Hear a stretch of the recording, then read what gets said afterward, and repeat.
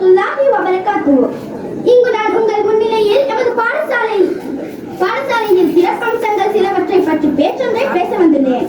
இப்பாடசாலை மத்திய மாகாணத்தில் கண்டி மாவட்டத்தில் ஹாரிஸ்பத்துவ தேர்தல் தொகுதியில் அக்குரணை நகரில் இருந்து ஏறக்குறைய 5 கிலோமீட்டர் தூரத்தில் பூஞ்சோலை என வர்ணிக்கப்படும் இயற்கை வளம் மிக்க எழில்மிகு மல்கமந்தனிய எனும் கிராமத்தில் அமைந்துள்ளது.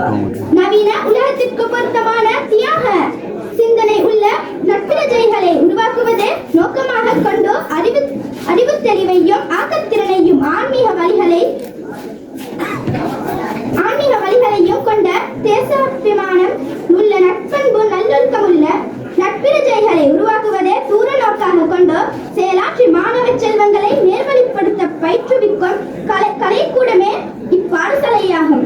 இக்கிராமத்தில் மாணவர்கள் கல்வி கற்பதில் அனுபவித்த பல துன்பங்களுக்கு தீர்வு காண வேண்டுமென்ற எமது கிராம மக்களின் கவலையின் பிரதிபலனே இவ்வித்தியாலயத்தின் உதயமாகும்.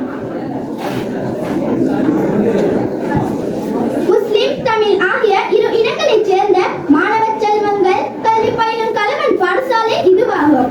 மல்கமந்தனிய மக்களது ஒரு பித்த வேண்டுகோளை கவனத்தில் எடுத்து நீண்ட கால தேவையாக இருந்து வந்த ஒரு பாடசாலையை துரிதமாக பெற்றுத்தந்த முன்னாள் வெளிவிகார அமைச்சர் மர்ஹூம் அல்ஹாஜ் எஸ் ஹமீத் அவர்களின் விளைவில் படிக்க முடியாத இச்சேவை என்றும் எம் மக்களது நினைவை விட்டு அகலாதது. ஆரம்பத்தில் சிறு எண்ணிக்கையான மாணவர்களுடன் ஆரம்பித்த இவ்வித்தியாலயம் 2005ஆம் ஆண்டு காப்போத்தா சாதாரண வகுப்பை நடத்துவதற்கான அனுமதி கிடைக்க பெற்றமை இப்பாடசாலையின் கல்வி வளர்ச்சியில் ஒரு திருப்பு முனையாகும். மேலும் இவ்வாண்டிலேயே முதல் முறையாக காப்போத்தா சாதாரண பரீட்சைக்கு தோன்றிய மாணவர்கள் சிறந்த பெறுபேறுகளை பெற்று பாடசாலைக்கு பெருமை தேடி தந்தமை மேலும் கல்வியின் துரித வளர்ச்சிக்கு சான்றாகும். இக்கால பகுதி வரை இப்பாடசாலையில் 8 அதிபர்கள் கடமையாற்றி சென்றதைத் தொடர்ந்து தற்போதைய அதிபர் அஷ்ஷேக் ஜிஜிஎம்எம் அகியாச அவர்கள் 2023ஆம் ஆண்டு அதிபராக பொறுப்பேற்றார். இவ்வாண்டிலேயே காப்போத்தா சாதாரண பரீட்சைக்கு தோன்றிய மாணவர்கள் 87% சிறந்த பெறுபேறுகளை பெற்று கணித, விஞ்ஞான, வர்த்தக, கலை ஆகிய துறைகளில் உயர்தர வகுப்பில் கற்பதற்கான தகைமைகளை பெற்று பாடசாலைக்கும் கிராமத்திற்கும் பெருமை தேடி தந்தமை சிறப்பாகும்.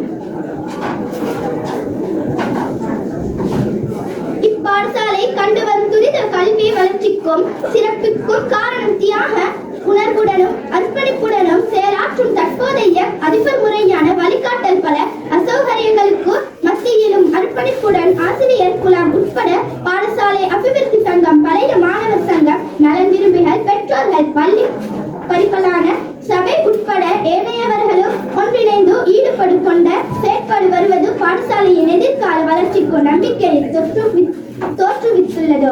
கல்வி வளர்ச்சியில் நமது பாடசாலை அடைந்து வரும் முன்னேற்றம் மேலும் உறுதியுடன் முன்னெடுக்கப்பட வேண்டியது தற்போதைய வருங்கால மாணவர்கள் கல்வி தேவைக்கு நாம் செய்யும் பெரும் தொண்டாகும்.